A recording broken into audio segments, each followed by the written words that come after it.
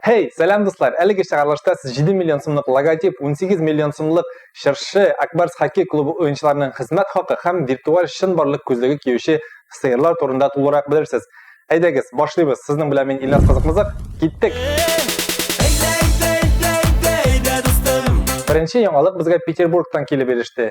Питерда шәһәрнең яңа туристик логотипы ясалган һәм инде әлеге логотипны ясарга 7 миллион сум акча тотылган. Дуслар, сез хәзер уйлыйсыздыр инде, бу логотипны күргәннән соң сез авызларыгызны ачарсыз, телсез калырсыз дип, тик бу алай түгел. Әйе, менә ул логотип һәм аны ясау өчен 7 миллион сум акча тотканнар. 7 сум түгел, 70 сум түгел, 700 сум түгел, 7 миллион. Эх, нишләп мин дизайнер булмадым микән? Шулай ук мине генә түгел, күпләрне шаккаттырган яңалыкларның берсе, Кемеровдагы яңа ел шыршысының бәясе быел 18 миллион сумга төшкән.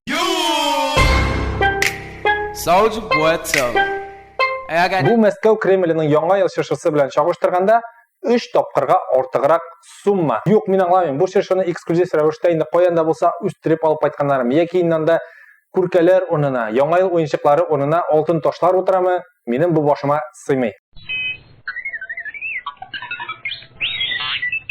Сез бу турыда ни уйлыйсыз, дуслар? Минем уйлавымча, шәһәрне әлеге алтын шыршы белән тәэмин итүче компания, ягъни поставщик инде шәһәрдәге җитәкчелек белән тыгыз элемтәдә торган бер кешедер. Һәм алда әйтеп үтелгән 7 миллион сумлык логотипны ясаучының да аягы шул туганлыктан үсеп чыкмады микән? Казанның Акбарс хоккей клубы безнең татар егете Эмиль Гарипов белән контрактын үзгән. Һәм инде шул рәвешле узган елны КХЛ чемпионатында иң яхшы капкачларның берсе булып танылган хоккеистыбыз командасыз калды. Кызганыч ки, быел Эмиль үзенең яхшы уенын күрсәтә алмады. Моңа сәбәпче булып инде әлбәттә аның бик зур җәрәхәт алуы һәм инде бизнес белән бик нык кызыксына башлавы торгандыр. Белмәгән булсагыз, Эмиль Альберт Яруллин белән берлектә кием җитештерә, кафе, рестораннар һәм шулай ук барбершоплар ачты. Әле тагын шушы көннәрдә бөтен интернетка бер фото таралды.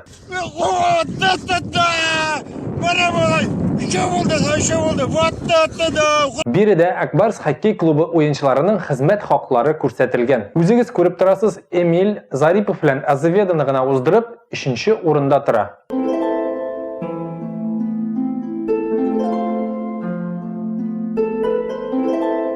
Әлеге чыгарылыш акча саный торган булып чыкты әле. Шуңа күрә әлеге видеоның ахырын минем бик кызыклы яңалык белән битерәсем килә. Мәскәү өлкәсенең бер фермасында сыерларны виртуаль шын барлык күзлекләре киертеп тынычландыра башлаганнар.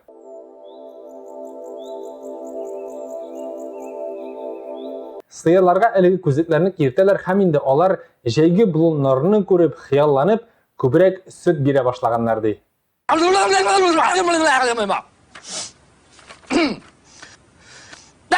Булай булгач, әйдәгез, шушы күзлекләр аша псиләргә тышкан күрсәтә башлыйк, балыкчыларга балык, инде миңа күп итеп акча күрсәтә башлыйк. Дуслар, шуның белән безнең әлеге чыгарылыш тамам. Сез инде күреп торасыз, атна саен минем YouTube каналында яңа видеолар чыгып бара. Шуңа күрә әйдәгез, активрак лайклар куябыз, активрак комментарийлар язабыз, активрак минем каналга язылабыз. Бик зур рәхмәт сезгә. Сау булыгыз. Пока-пока.